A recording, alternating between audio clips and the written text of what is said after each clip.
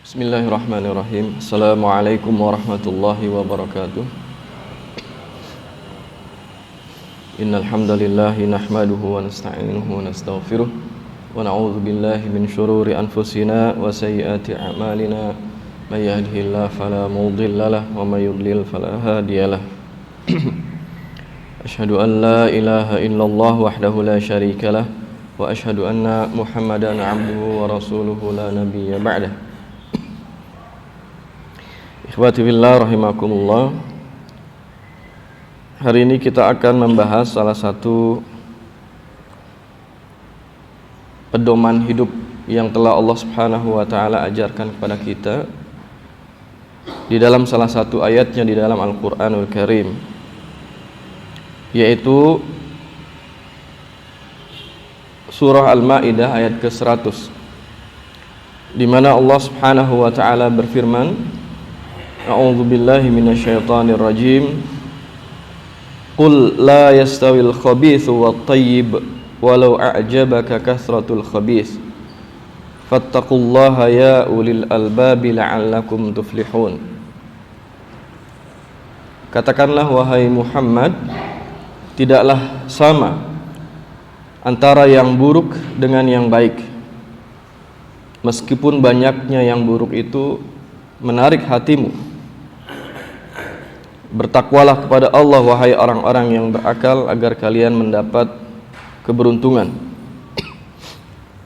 Di dalam ayat ini Allah Ta'ala menjelaskan salah satu pedoman bagaimana kita memandang realita kehidupan.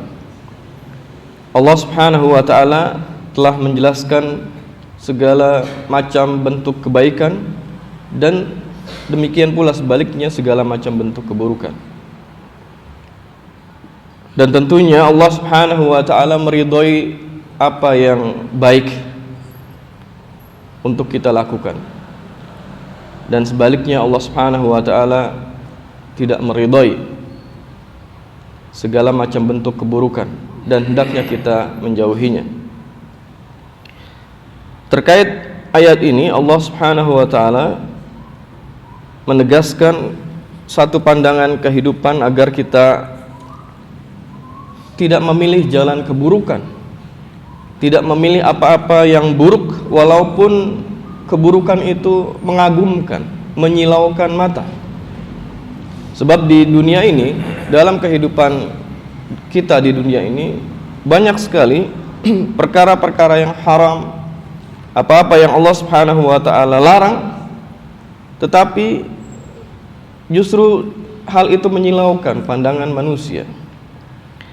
Karena itu mari kita lihat beberapa tafsir yang dijelaskan oleh para mufassir. Di antaranya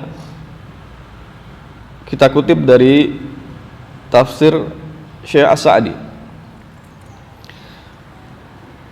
Beliau mengatakan menjelaskan tentang ayat ini, bahwa ayat ini memerintahkan kepada Rasulullah SAW untuk memberi peringatan kepada manusia akan segala macam bentuk keburukan dan memotivasi mereka akan segala macam bentuk kebaikan. Jadi perintah Allah Subhanahu wa taala kepada Rasulullah Muhammad SAW agar beliau menjelaskan kepada umat manusia dan agar mereka mewaspadai, menjauhi segala macam bentuk asyar, keburukan. Demikian sebaliknya agar mereka termotivasi dengan segala macam bentuk kebaikan. Kenapa? Karena la yastawil khabithu wat thayyib, tidaklah sama antara keburukan itu dengan kebaikan dalam segala hal. Iman dengan kekufuran tidaklah sama, ya, tidaklah sama antara keimanan dengan kekufuran, tidaklah sama antara ketaatan dengan kemaksiatan. Demikian pula akibat yang didapatkan dari kedua macam kategori atau bentuk itu, baik dan buruk itu, tidaklah sama antara penduduk jannah dengan penghuni neraka. Dan tidaklah sama antara harta yang halal dengan harta yang haram. Yang baik tentu terdapat keutamaan di dalamnya dan akan dibalas dengan berjuta kebaikan oleh Allah Subhanahu wa taala. Dan di atas kebaikan itulah jalan kebahagiaan serta jalan keselamatan di dunia wal akhirah. Tidaklah sama antara harta yang haram dengan harta yang halal. Meskipun yang haram itu banyaknya menyilaukan pandangan mata, menarik bagi yang melihatnya. Beliau kemudian menjelaskan bahwa kenapa pandangan ini atau pedoman hidup ini harus tegas dan jelas, ya. Di dalam diri kita, ketahuilah bahwa yang buruk itu tidaklah berguna sedikit pun bagi pemiliknya dan justru akan membahayakan agama dan urusan dunianya. Karena itu Allah Subhanahu wa taala di dalam akhir ayat ini memerintahkan kita untuk bertakwa kepadanya. Fattaqullaha ya ulil albabi la'allakum tuflihun. Maka bertakwalah kepada Allah wahai orang-orang yang berakal agar kalian mendapat keberuntungan. Allah Subhanahu wa taala, ini masih kita kutip dari tafsir Syekh As-Sa'di. Allah taala memerintahkan bahwa kepada orang-orang yang berakal sempurna dan yang memiliki pandangan yang lurus, ya. Dan Allah Subhanahu wa taala memberitakan bahwa keberuntungan bergantung kepada takwa yang merupakan ketaatan kepadanya, ketaatan pada perintah dan larangannya. Barang siapa bertakwa kepadanya maka dia beruntung, dan barang siapa meninggalkan ketakwaannya kepada Allah Subhanahu wa taala maka dia akan merugi. Kemudian hal yang sama juga dijelaskan oleh Imam Ibnu Katsir ketika beliau menafsirkan ayat la yastawil khabith wat thayyib walau a'jabak, bahwa harta yang sedikit tetapi halal dan bermanfaat bagi pemiliknya khairun minal katsiril haramid dhar, tentu itu lebih baik daripada harta yang haram walaupun banyak dan melimpah, walaupun dalam kuantitas yang jauh lebih banyak dari yang halal itu. Dan ketahuilah bahwa harta yang haram pasti akan memudaratkan bagi pemiliknya. Hal ini sebagaimana Rasulullah SAW tegaskan dalam beberapa hadis, di antaranya beliau bersabda dalam sebuah hadis yang diriwayatkan oleh Imam Ahmad dan Ibnu Hibban, inna ma qalla wa kafa khairun mimma kathura wa alha. Sungguhnya harta yang sedikit tetapi halal dan mencukupi pemiliknya khairun, lebih baik, mimma kathura wa alha, daripada harta yang haram walaupun banyak tetapi dia menjadikan pemiliknya lalai kepada Allah Subhanahu wa taala. Di dalam kehidupan ini berapa banyak kita saksikan, ya, kehidupan di dunia melalaikan manusia. Kehidupan di dunia ini melalaikan manusia. Harta begitu menyilaukan, ya, pandangan mata. Secara umum fitrah manusia menyukai harta.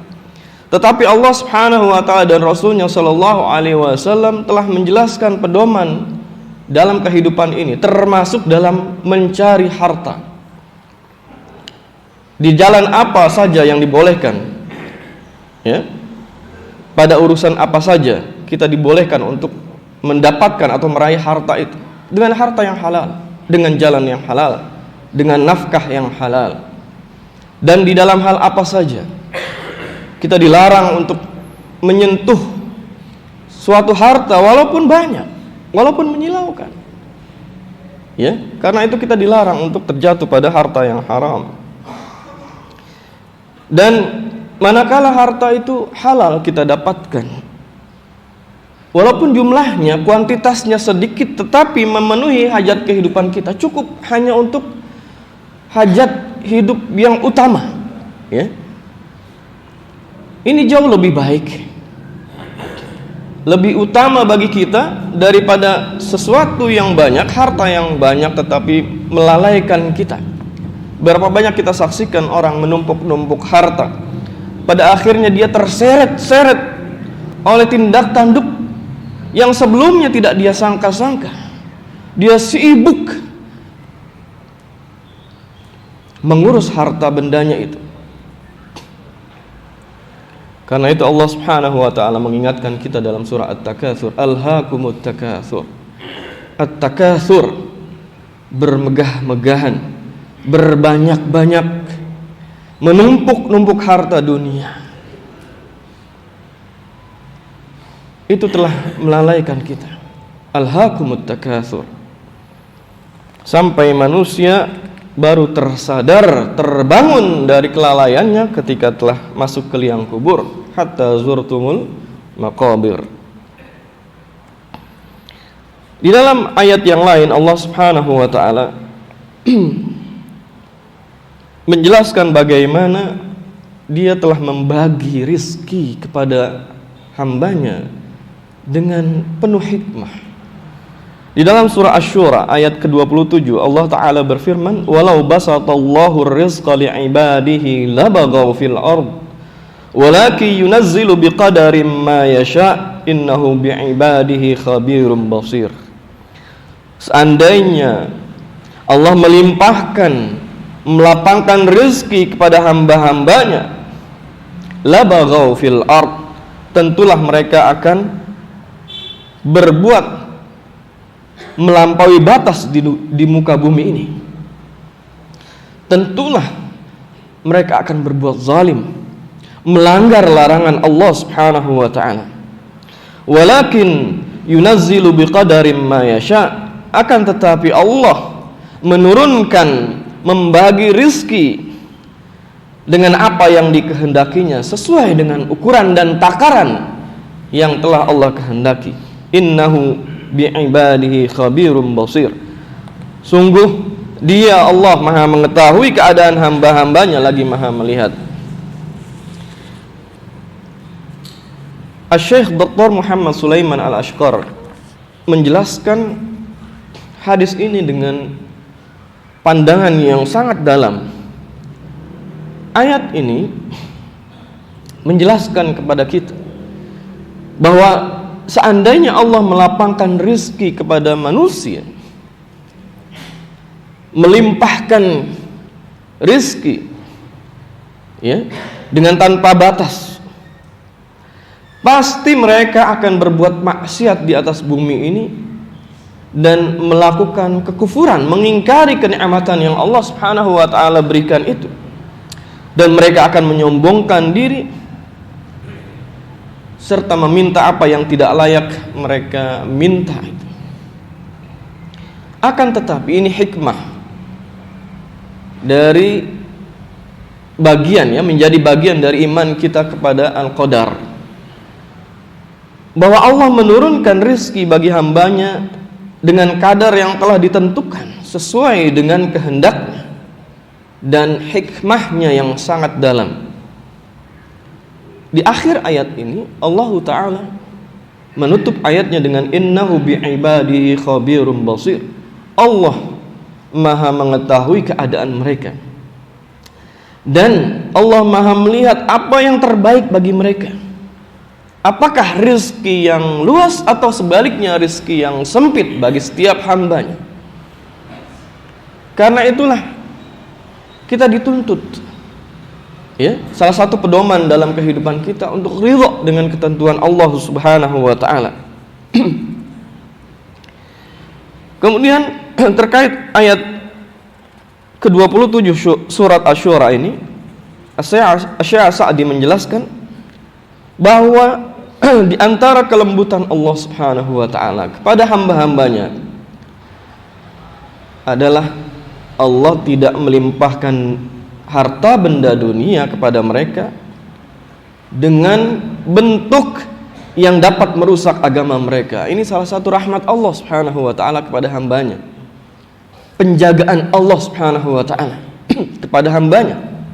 Berapa banyak kita saksikan, disadari atau tidak, ketika seseorang memiliki harta yang keluangan harta, kemudian dia melakukan beragam bentuk kemaksiatan yang sebelumnya tidak dia lakukan. Ketika dunia telah lapang, ketika bertambah pundi-pundi harta benda dunianya, bertambah pula kemaksiatannya satu demi satu. Berapa banyak kita saksikan manusia yang ketika asetnya bertambah, dia sibuk dengan urusan dunia dan aktivitasnya didominasi oleh kemaksiatan kepada Allah Subhanahu wa taala. Bahkan lalai dan lupa untuk mengejar amal saleh.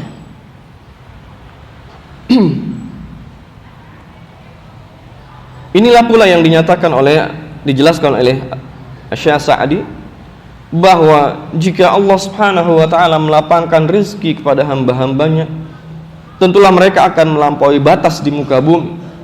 Pasti mereka akan lalai dari ketaatan kepada Allah dan tenggelam dalam menikmati syahwat kehidupan dunia, dan pasti membuat mereka sibuk dengan apa-apa yang disenangi oleh hawa nafsu mereka, sekalipun mereka berbuat maksiat dan kezaliman tanpa sadar. Mereka mengingkari nikmat Allah Subhanahu wa taala kepada mereka yang di pundak-pundak mereka pada saat itu secara bersamaan ada amanah atas harta yang Allah Subhanahu wa taala titipkan kepada mereka untuk hanya digunakan di jalan Allah Subhanahu wa taala. Karena itu Rasulullah sallallahu alaihi wasallam menegaskan dan mewanti-wanti kita akan sifat rakus kepada dunia dan tidak pernah merasa puas. Rasulullah di dalam banyak hadisnya mengingatkan kepada kita, ta'isa abdud dinar wad dirham wal qatifati wal khamisah in u'tiya radiya wa illam yu'ta lam yarda. Celakalah hamba dinar, celaka hamba dinar, celaka hamba dirham, hamba pakaian. Jika diberi ia ridha kepada Allah, namun jika tidak diberi ia pun tidak ridha, berburuk sangka kepada Allah Subhanahu wa taala. Kemudian di dalam hadis yang lain yang banyak diriwayatkan dari para sahabat, Rasulullah sallallahu alaihi wasallam bersabda, "Lau kana libni Adam wadiyani min malin labtagha thalithan wa la yamla'u jawfa ibni Adam illa turab wa yatubu Allahu ala man tab."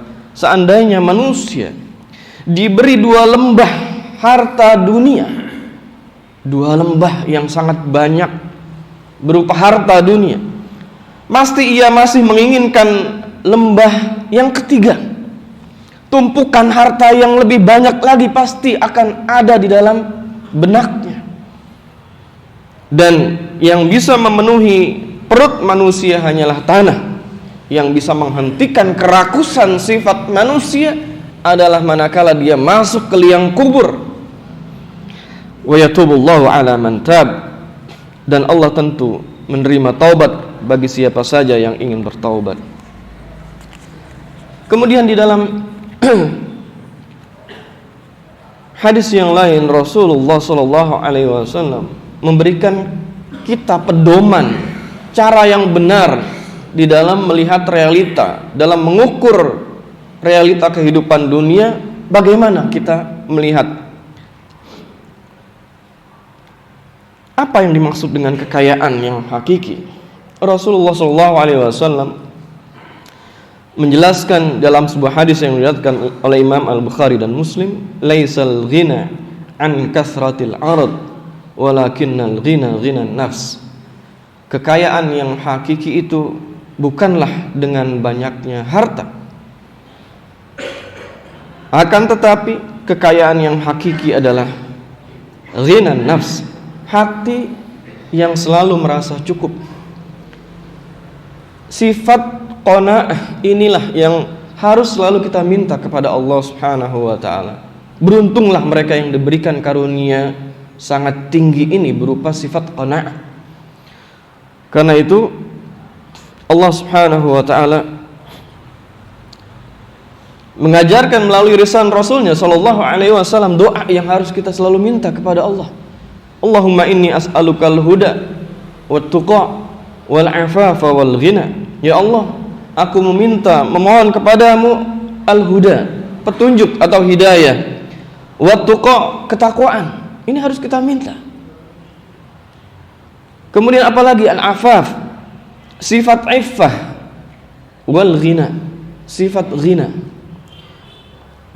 Imam An-Nawawi rahimahullah mengatakan al-afaf dan al-iffah di dalam istilah yang lain maknanya adalah sifat menjauhkan dan menahan diri dari hal yang diharamkan oleh Allah. Inilah al-iffah, menjaga kehormatan diri untuk tidak terjatuh pada hal yang haram. Sedangkan yang dimaksud dengan al-ghina adalah sifat pada diri seseorang yaitu selalu merasa cukup atas pemberian Allah Subhanahu wa taala dan tidak butuh pada apa yang ada pada sisi manusia. Jadi ini pandangan yang benar. Jangan tamak pada dunia. Jangan silau dengan harta benda dunia. Karena itu orang yang memiliki sifat ghina yang diberikan oleh Allah Subhanahu wa taala, sifat al-ghina, dia tidak akan hasad pada orang lain. Tidak akan dengki pada orang lain. Apa yang harus diirikan? Apa yang harus dihasadi? Kenapa? Karena kalau manusia tahu akan beban yang melekat pada harta dunia, tentu dia akan menyetel ulang cara pandangnya yang benar terhadap harta dunia itu. Tidakkah mereka tahu bahwa di setiap harta yang Allah Subhanahu wa taala berikan, di setiap aset dunia yang Allah titipkan pada setiap orang, melekat padanya bentuk pertanggungjawaban dari mana ia didapatkan, harta itu didapatkan, dan untuk apa dibelanjakan. Melekat padanya sebentuk amanah yang akan dimintai pertanggungjawaban di mahsyar nanti. Beruntunglah mereka yang mendapatkan rezeki itu, mendapatkan harta dunia itu dengan cara yang halal dan membelanjakannya fi sabilillah, di jalan yang halal dan diridhoi oleh Allah Subhanahu wa taala. Wallahu a'lam bishawab. Demikian yang bisa kita kaji dan bahas sebagai bahan renungan tadabbur kita dan pedoman yang Allah dan Rasulnya sallallahu alaihi wasallam tuntun dan berikan kepada kita di dunia ini. Wassallallahu ala nabiyyina Muhammad wa ala alihi wa sahbihi wasallam. Subhanakallahumma wa bihamdika asyhadu an la ilaha illa anta astaghfiruka wa atubu ilaik. Assalamualaikum warahmatullahi wabarakatuh.